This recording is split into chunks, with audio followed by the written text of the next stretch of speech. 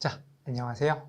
이제 벌써 3주차 저희 빈칸 문제 매일 정리 노트 시작할 텐데요. 지금 1주차, 2주차 지나오시면서 여러분들의 기초 체력, 즉 학개론을 보는 눈이 조금 더 좋아지셨을 거라고 생각을 합니다. 이 빈칸 정리는요, 여러분들이 학개론을 공부함에 있어서 가장 기초가 되는 체력이니까요. 잘 정리해 두셨다가 나중에 시험장에 가시거나 혹은 모의고사 푸실 때 지문의 형태가 이런 식으로 나온다는 것을 느끼시면서 함께 잘 정리해 두셨으면 좋겠습니다. 빈칸 정리 문제 출발합니다. 1번입니다. 수요 곡선의 이동으로 인해 수요량이 변하는 경우에 이를 부동산의 무슨 변화라고 한다 라고 나와 있는데요. 여러분, 수요 곡선 이라는 말이 나왔을 때 이 곡선에 대해서 반드시 체크해 주셔야 되죠.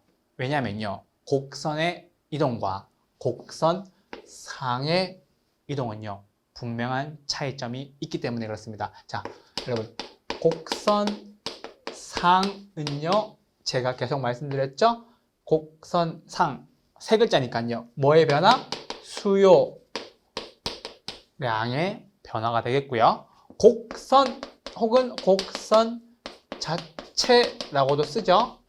자체는 무엇의 변화라고 한다고요? 수요의 변화라고도 한다 라고 하시면 돼요. 그래서 곡선상이니까는 수요량 세 글자고요. 곡선 두 글자니까요. 뭐의 변화라고요? 수요의 변화라고 한다라는 거예요. 수요의 변화라고 해주시면 되세요. 자, 2번입니다.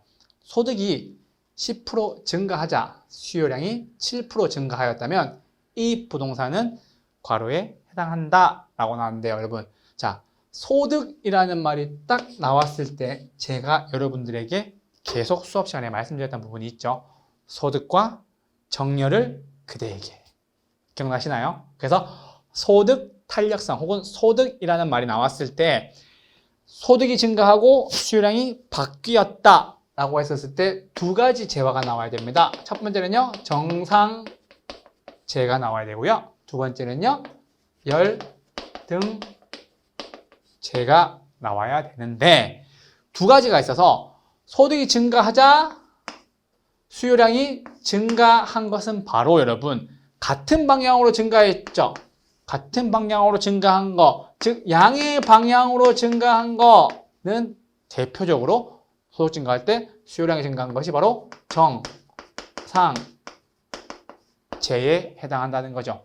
제가 예시로 말씀드렸던 거 혹시 기억나시나요? 이거 소고기나 혹은 고급 아파트 등을 말한다 라고 나온 거예요. 반드시 소득이라는 말이 나오면요, 재화 두 가지는 뭐가 나와야 된다고요? 정상재와 열등재가 나와야 된다고요. 그래서 소득, 정렬이라는 거 기억해 주셔야 됩니다. 3번입니다. 다시 똑같이 소득이라는 말이 나왔죠. 네모해 주시면 이제서야 다시 재화가 보이는 겁니다. 앞서 말씀드렸던 것처럼 정상재와 열등재, 즉 소득이 나왔을 때 정상재와 열등재가 나오는데, 자, 이제는 소득이 증가하니까 수요가 어떻게 됐어요? 수요량이 감소하게 된 거죠. 그래서 방향은요, 반대 방향으로 움직이는 거고 음의 결과가 나오는 거죠. 그래서 소득이 증가할 때 수요량이 감소하는 재화를 우리는 뭐라고 한다고요? 열등재라고 하고요. 대표적인 예로서 저희가 말씀드렸죠? 스팸이나 아니면 소형 아파트 등이 있다 라고 설명드렸어요. 반드시 소득 탄력성과 관련해서 소득이라는 말이 나오면은요, 두 가지 재화, 정상재와 열등재가 나온다는 거 기억해 주세요. 네 번째입니다. 공급 곡선이 불변이고 수요의 감소 요인이 발생하면 균형 가격은 어떻게 변하고 균형 거래량은 어떻게 변화하는가?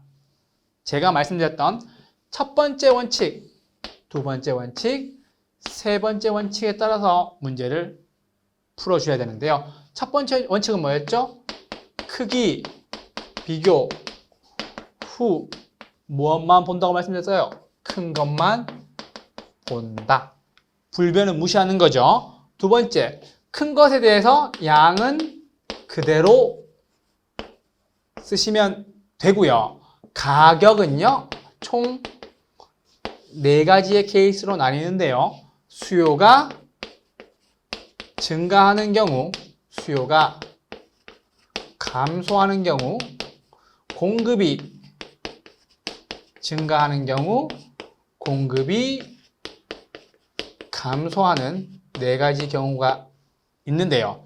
그렇게 되면 수요가 증가하니까 사고 싶으니까 가격은 상승하게 되겠고요. 수요가 감소할 때는 사고 싶지 않으니까 가격은 떨어지게 되겠네요.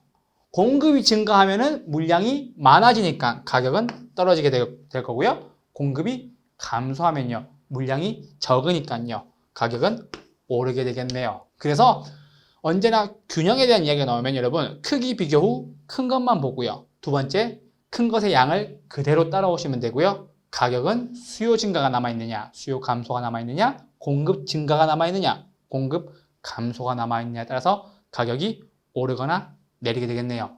4번 보시죠. 공급 곡선이 불변이랍니다. 불변 볼 필요 없겠죠. 수요의 감소 요인이 발생한 거죠. 그러면 수요의 감소에 체크를 하시고, 수요가 감소했으니까 뭘 먼저 본다고요? 양을 먼저 본다고요. 그래서 균형 거래량은 어떻게 되죠? 감소하게 되겠고요. 양은 그대로 따라왔죠? 그리고 수요가 감소한다는 말은 산다는 거예요? 안 산다는 거예요? 안 산다는 게 되겠죠? 그래서 가격에서 안 산다는 거니까 가격은요, 오를까요? 내릴까요? 안 산다는 거는 수요 감소니까는 가격은 하락하게 되는 거예요. 이해되셨나요? 균형의 이동 문제는요, 언제든지 나올 수 있으니까요, 충분히 연습해 두셔야 됩니다. 5번입니다.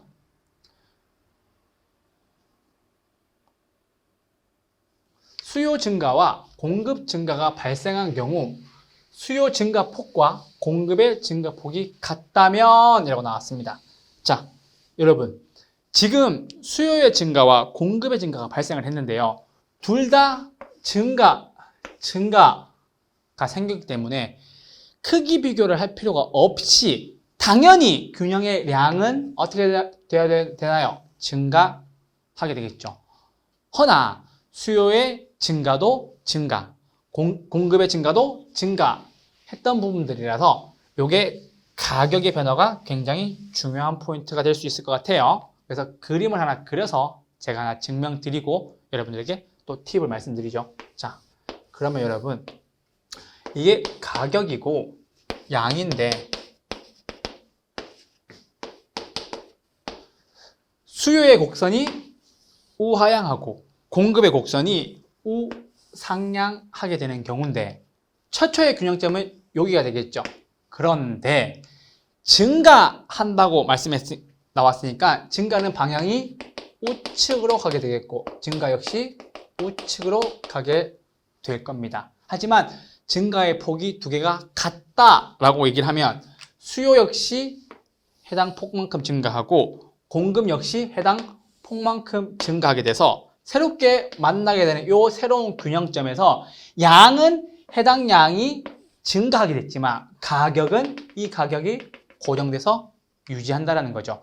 제가 아까 분명히 같은 방향으로 움직였을 경우 폭이 같다면 팁을 하나 말씀드린 게 있죠. 같은 방향으로 움직였을 때 폭이 같다면 불변하는 것은 뭐였죠? 바로 가격이었다는 거예요. 그래서 같은 방향으로 움직이는데 폭이 같다면 그것이 증가든 감소든 똑같은데 같은 방향으로 움직이고 폭이 같다면 불변하는 것은 바로 가격이라고 말씀을 드렸어요. 그래서 양은 증가하지만 균형 가격은 어떻게 된다고요? 불변한다는 것이 맞습니다. 그래서 5번 풀어드렸고요. 6번입니다. 수요의 감소가 공급의 감소보다 큰 경우 나왔죠, 여러분? 자, 큰 경우 나왔어요. 수요의 감소가 공급의 감소가 공급의 감소보다 큰 경우. 그러면 둘 중에 어디가 큰 거죠? 왼쪽이 큰 거죠. 그래서 수요의 감소가 더 크다라고 이렇게 체크하시고요. 수요의 감소에 박스 해주시면 됩니다. 그럼 양은 어떻게 되나요? 양은 그대로 감소하게 되는 거고요. 이해되셨나요? 그리고 수요가 감소하니까 가격은 어떻게 되나요? 수요 감소니까는 사요, 안 사요? 안 산, 다가 되겠죠. 수요 감소. 그쵸? 균형 가격은요, 당연히 하락하게 되겠네요. 여러분, 5번, 4번, 5번, 6번을 잘 정리해 두셔야 여러분들이 시험장 가서 반드시 맞출 수 있을 만한 문제가 보이실 겁니다. 7번입니다. 가격의 변화와 상관없이 수요량이 고정되는 경우라면 수요의 가격 탄력성은 땡땡이다라고 나오는데요. 가격의 변화와 상관없이 수요의 가격 탄력성이 어떻게 변하냐라고 얘기를 하면 수요량이 고정이라는 말이 포인트가 될 겁니다. 그래서 제가 아까 그림 그려드렸던 모양에서 가격, 양이라는 점에서 수요량이 고정이 된다는 점이 요 점이거든요. 그러다 보니 그래프를 그릴 때 이렇게 그리는 거고요. 제가 아까 수직으로 떨어지는 형태는요. 어떤 형태라고 말씀드렸죠? 완전 어떤 형태? 비탄력적이고요. 크기는요. 0이 되겠다는 거. 제가 말씀드렸어요. 그래서 양의 수직으로 떨어지니까요. 여러분 언제나 비탄력적이라는 거 기억해 주셔야 돼요. 수직으로 떨어지는 거, 비는 수직으로 내린다는 것도 기억해 두시면 절대로 안 까먹습니다. 추가로 말씀드리면요. 요거는 뭐예요? 완전 탄력적이고요. 크기는요. 무한대고요. 그쵸? 모양은요? 수평이 되겠죠. 제가 아까 여러분들에게 공인중개사 수험생활이 평탄하게 흘러갈 겁니다 라고 말씀드렸죠. 그거 기억해 두시면 완전 탄력과 완전 비탄력은 절대로 까먹으실 일 없으실 겁니다. 그래서 7번 가격의 변화와 상관없이 수요량이 고정되는 경우라면 수요의 가격 탄력성은요 어떻게 된다고요? 완전 비탄력적이 된다 라고 해주시면 되세요. 그래서 7번 풀이해 드렸습니다. 자, 이제 8번부터 12번까지 보시죠.